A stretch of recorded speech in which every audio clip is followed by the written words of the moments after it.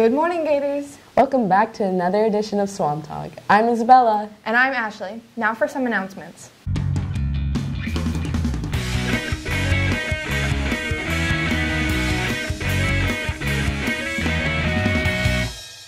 Senior tribute pages are sold out. Today is the last day. Yearbooks are $65. The price goes up to $75 tomorrow, December 1st. LOLHS National Honor Society is hosting a fundraiser in collaboration with Mod Pizza.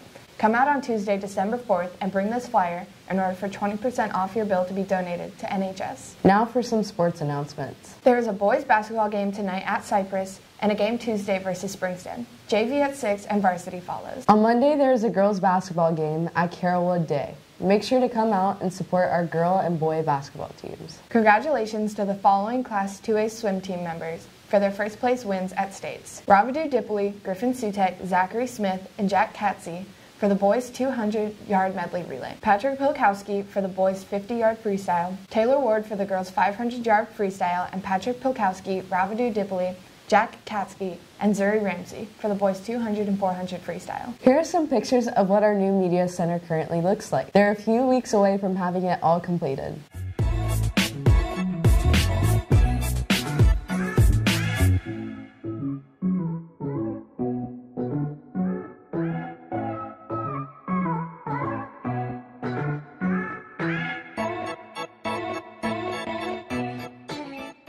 Now to a segment on tie-dyeing with the little Gators.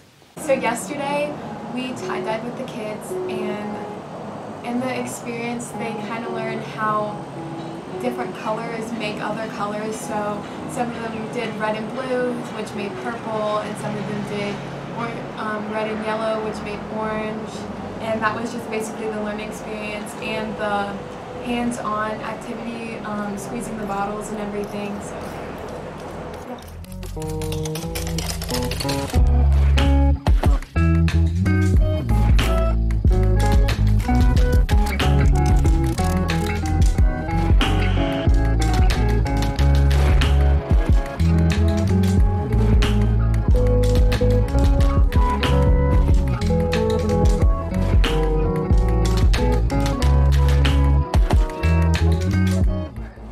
What was like something you learned while doing it? The changing of colors. Did you learn anything, Andrew?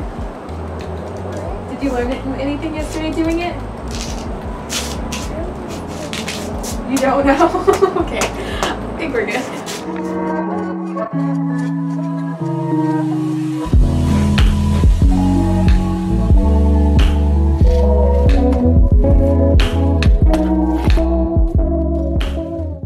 Now to a week in review segment.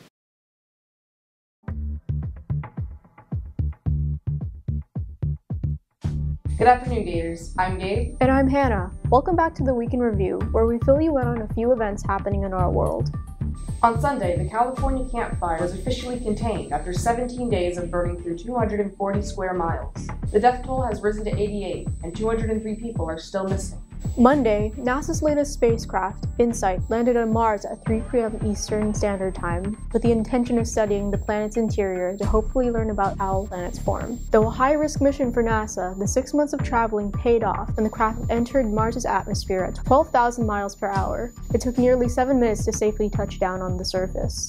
This marks only the 8th time in human history that a spacecraft has successfully landed on Mars. InSight will remain on the surface for the duration of its 2-year mission and transmit its discoveries to NASA.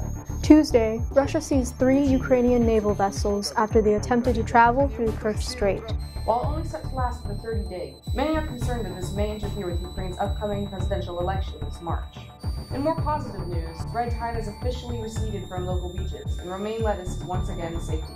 That's all for this week, Gators. See you next time for another edition of the Week in Review. Lastly, we have another edition of our sports show, Take 2.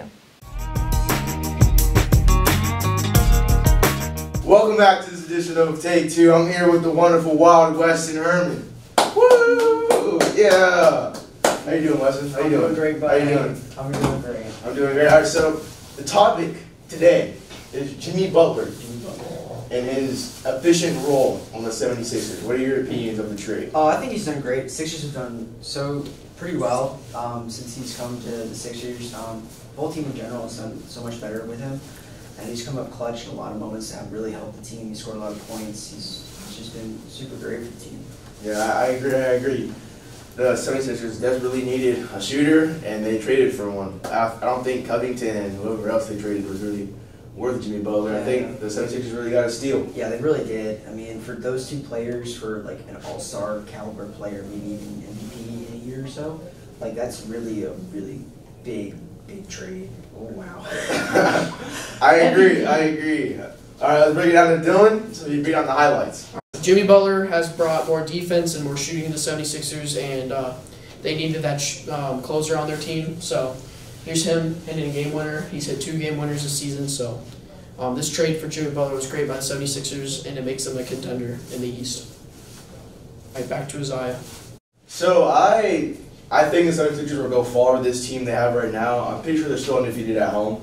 Yeah, like 10-1. Yeah, so I don't think they can beat Boston in a 7-game series, though. Yeah, I don't know. I think they really don't have like that much depth, especially like they have a really good starting team with Simmons, Butler, and Embiid. They really kind of lack that depth. So on the bench, they really need, if they're going to make another move, they really need to like add depth to that bench, especially a shooter. Yeah. Or someone else. I think that if they involve JJ Redick more, that would be an improvement. Because once they got Jimmy Butler, he kind of like downplayed a little bit, kind of playing like Kyle Korver, only shooting threes, not really doing anything else. Tune in next time for an edition of Take 2.